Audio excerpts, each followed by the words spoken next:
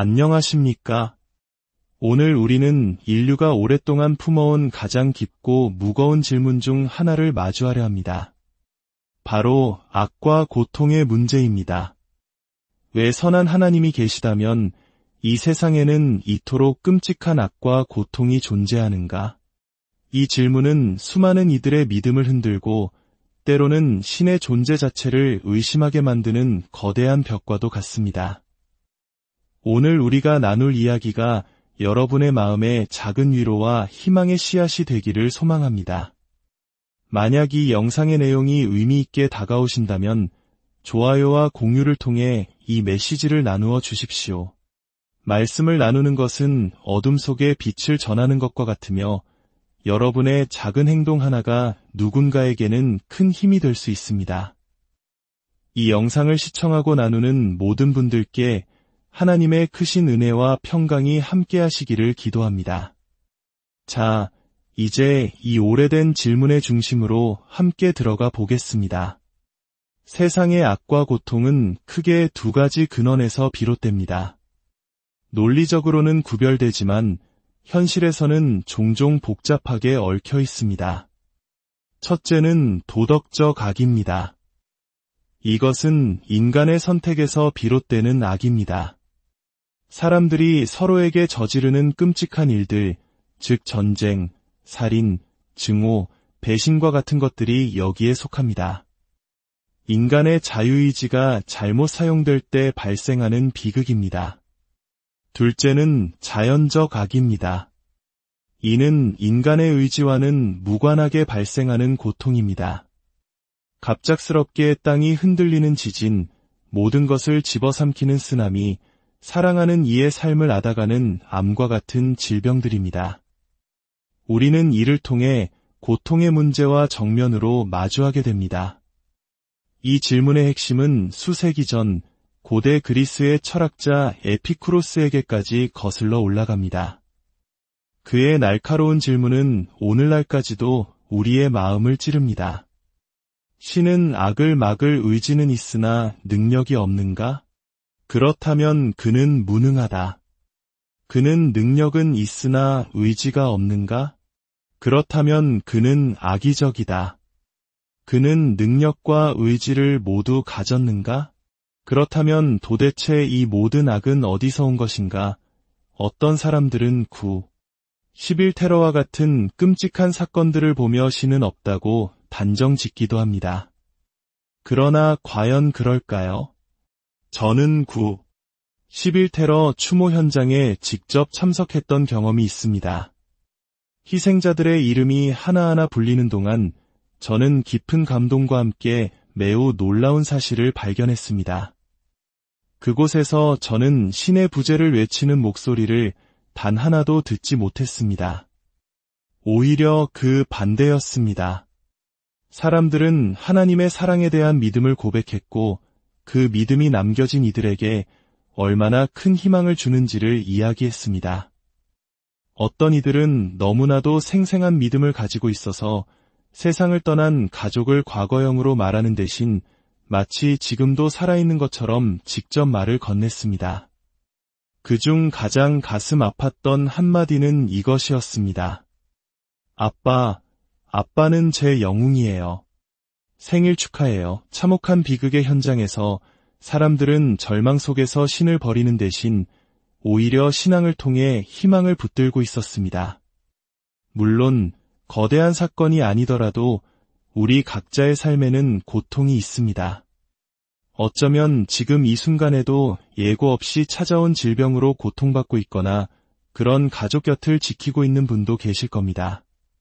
저 역시 오래전 제 형제가 테러리스트의 폭탄에 얼굴을 다쳐 생명이 위독했던 끔찍한 경험이 있습니다. 몇 주 동안 그의 삶은 그야말로 풍전등화와 같았습니다. 이 문제의 쉬운 답은 결코 없습니다. 고통은 그것을 바라보는 사람과 직접 겪는 사람에게 전혀 다른 무게로 다가오기 때문입니다.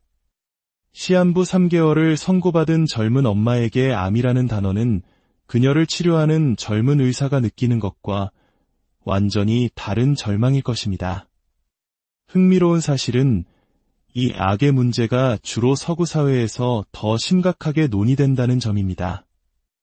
고통과 훨씬 더 가까이에서 살아가는 지역의 사람들은 오히려 이 문제를 거의 제기하지 않는다고 합니다. 참으로 놀라운 사실이 아닐 수 없습니다.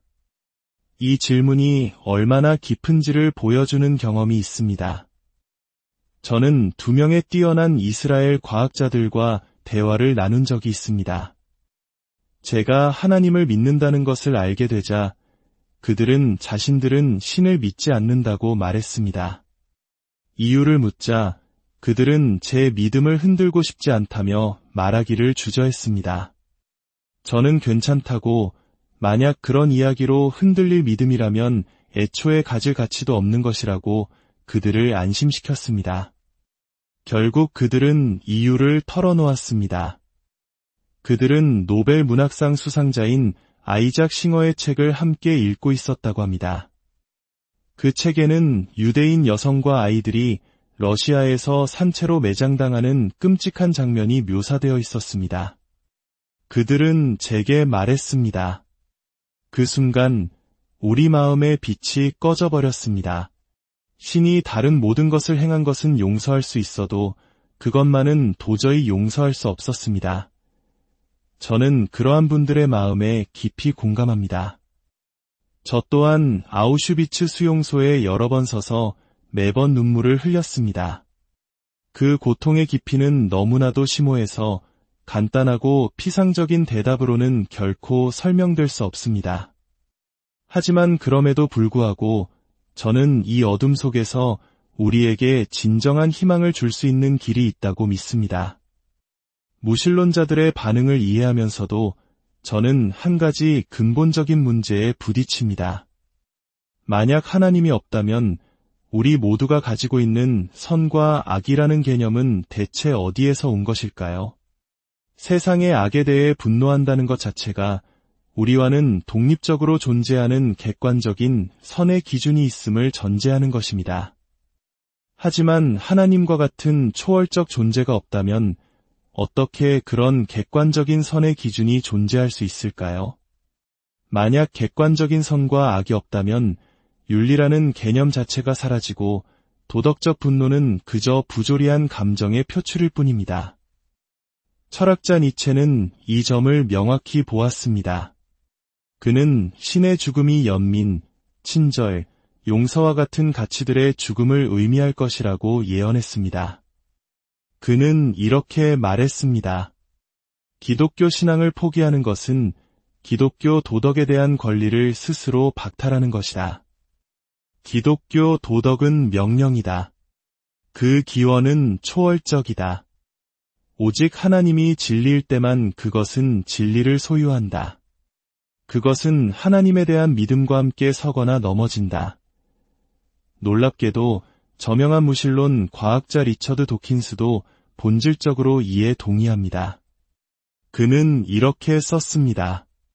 우리가 관찰하는 우주는 그 근본의 어떠한 설계도, 목적도, 선도, 악도 없을 때 우리가 기대해야 할 바로 그 속성을 가지고 있다.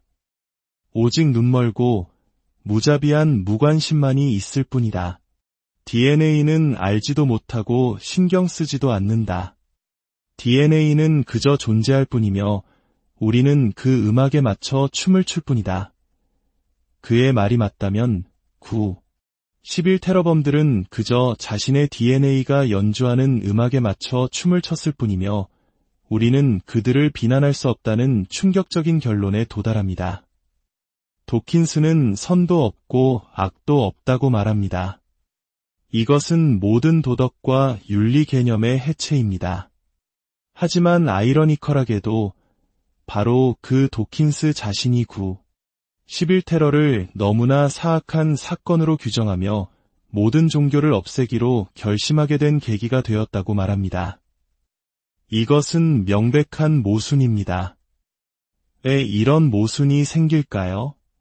그 이유는 우리가 하나님을 믿든 믿지 않든 본성적으로 도덕적인 존재로 만들어졌기 때문입니다.